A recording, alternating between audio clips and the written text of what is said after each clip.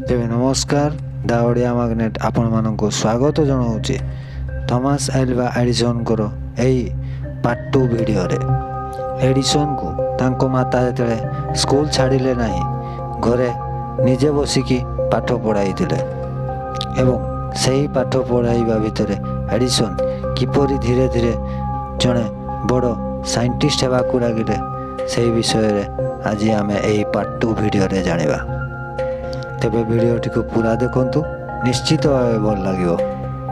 तेबे चलंतु वीडियो रे आगो को बढ़िबा।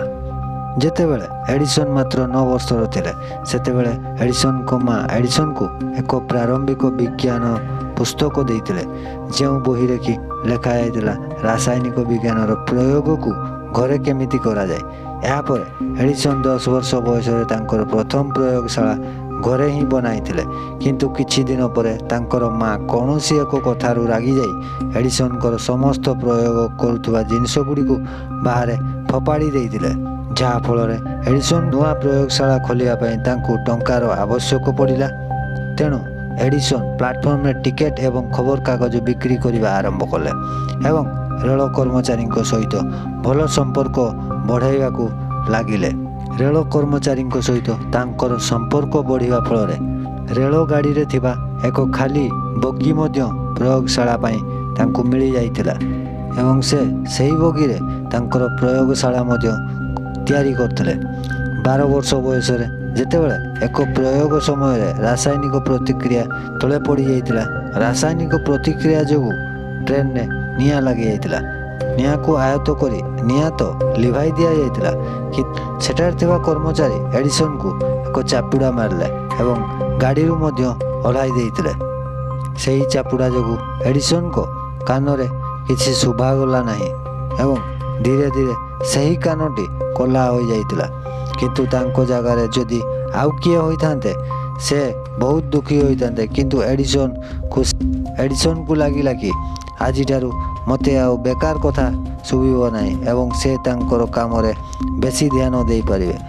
समय सहित एडिसन मध्य धीरे धीरे नुआ नुआ आविष्कार करने को लगिले।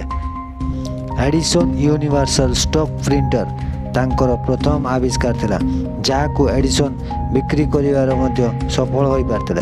जेतेबेले एडिसन अनुभव कले कि तांकर आविष्कार मूल्य 5000 अमेरिकन डॉलर अटे मात्र ताकू 3000 डॉलर रे बिक्री करिया को तत्पर होई उठिले। कई जने 40,000 डॉलर रे से प्रिंटर मशीन को किणी नेले। तेबे आजिर डेट रे से 40,000 डॉलर मूल्य पाखापाखि 5 कोटी टंका। तेबे सेतेबेलर समय रे एही मूल्य एक विशालकाय थिला एवं यह शुणी एडिसन को लगिला कि तांकर प्रथम आविष्कार मूल्य एते बड़ से शुणी तांकर हस उड़ी जाइतिला मात्र से निजको संभाळिले। एडिसन को सफलतार जर्नी आरंभ हो सारथिला। या परे से गोटे परे गोटे आविष्कार करि चलले किंतु तांको आविष्कार गुड़िक मध्य रे सबुठारु बड़ आविष्कार थिला इलेक्ट्रिक बल्ब रो उद्भावन। जेमिति संध्या माड़ी आसे रात्रि हो जाए आमे सांगे सांगे घर मानकरे बल्ब जलाउचे एवं चारिआडे आलोकमय कर दउचे किंतु आपण माने केबे भी चिंता करिसंती कि एही बल्ब केमिति बना जाइतिबो होय तो आम पाखरे ता भाबिया पई टाइम नथिबो किंतु एही इलेक्ट्रिक बल्ब को बनाया पई थॉमस अल्वा एडिसन 10,000 थररु भी अधिक थर प्रयास करी असफल होइतिले मात्र टिकिए भी धैर्य हरा होई नथिले। शेष रे 32 वर्ष बयस रे से बिजुली बल्ब बनाइबारे सफल होई पारथिले एवं 21 अक्टोबर 1879 रे प्रथम बल्ब पूरा दिन सारा जलितिला। दूर दूरांतरु एडिसन कर एही सफलता को देखिया पई आसुतिले काहेकि ना लोक मानक पई एही आविष्कार किछि चमत्कार ठारू कम नथिला। जेतेबेले एडिसन को पचारा गला कि आपण 10,000 रु भी अधिक बल्ब बनाइबारे असफल होला परे मध्य केमिति बिना धैर्य हराई काम करि पारले। एडिसन कहले मु तो असफल होई नाही मु 10,000 एमिति रास्ता खोजी बाहर कर देइजे जेउ गुड़िक काम रे लागे नाही। इति मध्य रे किछि दिन बीतीगला। दिनकर कथा एडिसन पुरुणा अभूला स्मृति गुड़ी को देखुला बेले पुरुणा ଆଲମିରାରେ ଏକ ଚିଠି ପାଇଲେ। ଆଉ ସେଇ ଚିଠି ଥିଲା ଯେଉଁ ଚିଠି ତାଙ୍କର ସ୍କୁଲରେ ତାଙ୍କର ଟିଚର ଦେଇଥିଲେ। ତାଙ୍କ ମା ଚିଠି ପଢ଼ି କହିଥିଲେ କି ତାଙ୍କ ପୁଅ ବହୁତ ଚତୁର ଆଉ ଜିନିୟସ୍ ଅଟନ୍ତି ବୋଲି। ଏବଂ ଏଡିସନ୍ ଚିଠିଟି ପଢ଼ିବା ପରେ ସେ ମଧ୍ୟ ନିଜେ କାନ୍ଦି ପକାଇଥିଲେ। ତେବେ ଇତିମଧ୍ୟରେ ତାଙ୍କର ମାଙ୍କର ମୃତ୍ୟୁ ହୋଇସାରିଥିଲା। ଏପଟେ ଏଡିସନ୍ ମଧ୍ୟ ବହୁତ ବଡ଼ ଓ ମହାନ ସାଇଣ୍ଟିଷ୍ଟ ହୋଇସାରିଥିଲେ। ଏତେ ପୁରୁଣା ଚିଠି ପାଇବା ପରେ ଉତ୍ସୁକତାର ସହିତ ପଢ଼ିଲେ, କିନ୍ତୁ ସେଠି ଯାହା ଲେଖା ଥିଲା ତାହା ପଢ଼ିଲା ପରେ ଏଡିସନ୍ଙ୍କର ମଧ୍ୟ ଆଖିରୁ ଅଶ୍ରୁ ବାହାରି ଆସିଲା। ତେବେ ସେ ଚିଠିଟିରେ କ'ଣ ଲେଖା ହୋଇଥିଲା ଯେ ଏଡିସନ୍ ସେହି ଚିଠିଟିକୁ ପଢ଼ିବା ପରେ ଘଣ୍ଟା ଘଣ୍ଟା କାନ୍ଦିଥିଲେ। କିନ୍ତୁ ତାଙ୍କର ମାତା ଚିଠି ପଢ଼ିକି ତ କହିଥିଲେ ଏଡିସନ୍ କୁଆଡ଼େ ବହୁତ ବଡ଼ ଚତୁର ଆଉ ବିଚକ୍ଷଣ ବୁଦ୍ଧି ପିଲା, ଆଉ ତାଙ୍କୁ କୁଆଡ଼େ ପଢ଼ିବା ପାଇଁ ସ୍କୁଲରେ ସେମିତି ଟିଚର ନାହାନ୍ତି। କିନ୍ତୁ ପ୍ରକୃତରେ ଚିଠିରେ ସେଇଆ ଲେଖା ନଥିଲା। ଚିଠିରେ ଲେଖା ଥିଲା କି ଆପଣଙ୍କର ପୁତ୍ର ମେଣ୍ଟାଲି ୱିକ୍ ଅଛି, ତେଣୁ ତାକୁ ଆଉ କେବେ ବି ସ୍କୁଲ ପଠାଇବେ ନାହିଁ। ଏହା ପଢ଼ି ଏଡିସନ୍ ବହୁତ ସମୟ ପର୍ଯ୍ୟନ୍ତ କାନ୍ଦିଲେ ଏବଂ ପରେ ନିଜକୁ ସମ୍ଭାଳି ଏକ ଡାଏରୀରେ ଲେଖିଥିଲେ, ଏକ ମହାନ ମା ଏକ ମେଣ୍ଟାଲି ୱିକ୍ ପିଲାକୁ ସବୁଠାରୁ ବଡ଼ ସାଇଣ୍ଟିଷ୍ଟ ବନାଇଦେଲେ। ଏହା ସତ୍ୟ କି ମଣିଷର ଜନ୍ମ ହୋଇଛି ମାନେ ଦିନେ ନା ଦିନେ ଏହି ମୋହମାୟା ଛାଡ଼ି ଯିବାକୁ ପଡ଼ିବ ଏବଂ ଏହା ହିଁ ସତ୍ୟ।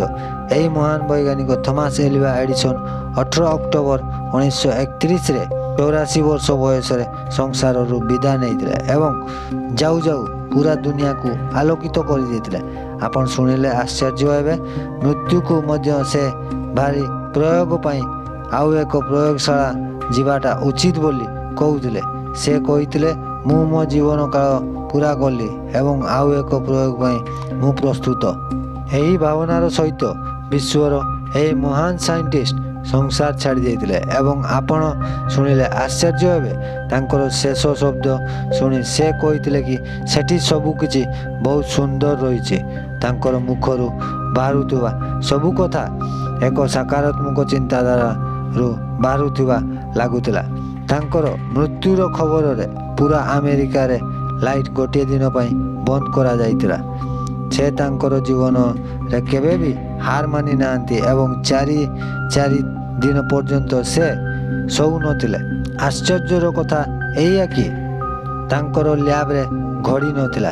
ସେ କହୁଥିଲେ କି ମୁଁ ମୋ ଜୀବନରେ କେବେ ବି ଏକ ଦିନ ମଧ୍ୟ କାମ କରିନାହିଁ। ସେଗୁଡ଼ିକ ସବୁକିଛି ତ ମୋ ପାଇଁ ମନୋରଞ୍ଜନ ଥିଲା। କିନ୍ତୁ ଏହା ସମସ୍ତଙ୍କୁ ଜଣା କି ସେ ତାଙ୍କର ଏହି ମନୋରଞ୍ଜନରେ ମଧ୍ୟ ଦୁନିଆକୁ ବହୁତ କିଛି ଦେଇ ଯାଇଛନ୍ତି। ତେବେ ଏହି ପାର୍ଟ 2 ଭିଡ଼ିଓଟି ଆପଣମାନଙ୍କୁ କେମିତି ଲାଗିଲା ତାହା କମେଣ୍ଟ ମାଧ୍ୟମରେ ଜଣାଇବେ। ତେବେ ଏହିଭଳି ସାଇଣ୍ଟିଷ୍ଟ ମାନଙ୍କର ଭିଡ଼ିଓ ସର୍ବପ୍ରଥମେ ଦେଖିବା ପାଇଁ ଦ ଓଡ଼ିଆ ମାଗ୍ନେଟକୁ ଏବେ ହିଁ ସବସ୍କ୍ରାଇବ୍ କରି ଘଣ୍ଟି ଚିହ୍ନକୁ ଅଲ୍ କରିଦିଅନ୍ତୁ। ତେବେ ଠିକ୍ ଅଛି, ମୁଁ ଉପସ୍ଥିତ ହେବି ଆଉ ଏକ ସୁନ୍ଦର ନଲେଜେବୁଲ୍ ଭିଡ଼ିଓ ନେଇ। ଧନ୍ୟବାଦ। ଜୟ ଜଗନ୍ନାଥ।